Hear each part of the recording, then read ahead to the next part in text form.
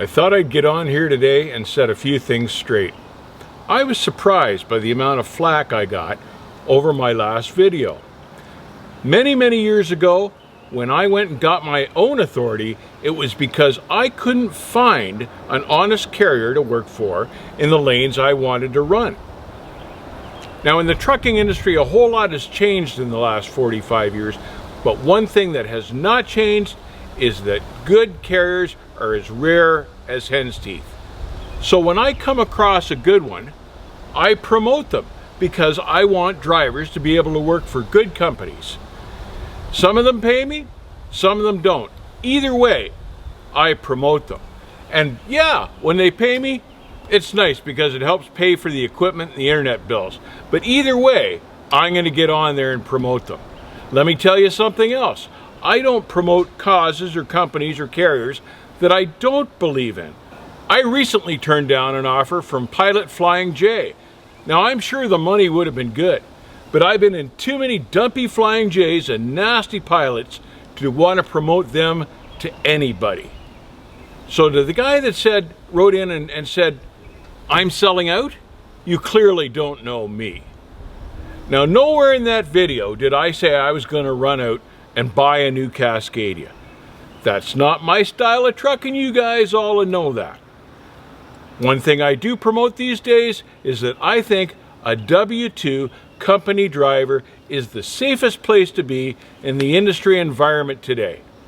I've never promoted lease operators. I've done a half a dozen videos on that. As far as owner-operators are concerned, well-established owner-operators will probably survive the next few years, but I don't recommend to anybody to become a new owner-operator right now, and you've heard me say that before too.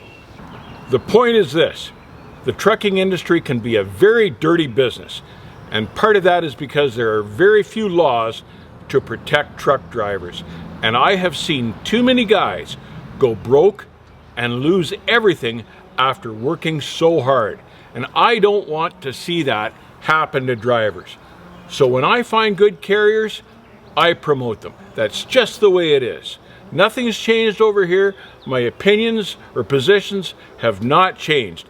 That was simply a video reviewing a new company truck, and I enjoyed it because I wanted to see the new technology that I'd never come across before. So don't read anything into it more than that.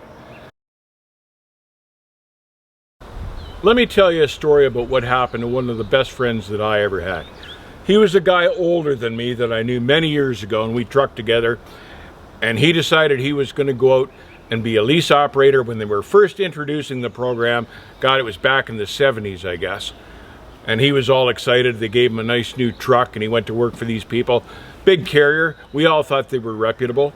And we thought, oh man, you know, Wayne's into a good thing. He's tripped into a good thing. So he worked there for a couple years, making payments on the truck, thinking he was going to own it. They called him back into the yard one day and let him go because they said he hadn't reported a ticket that he'd gotten in Idaho. Wayne had never even been in Idaho with the truck. He fought them on it. They didn't care. They took all his money, they took the truck, and they let him go. And Wayne was the nicest, hardest working, most honest guy you'd ever meet. And it just wasn't fair to see that happen to him. And he died young of a heart attack at about 50 years old after losing all that money. And I always think that that was probably a big part of why he had that heart attack.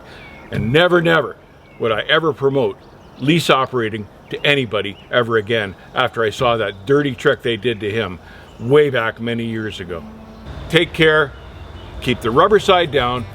I'm not selling out to anybody, so make sure you don't either. Stay safe, I'll see you on the back haul.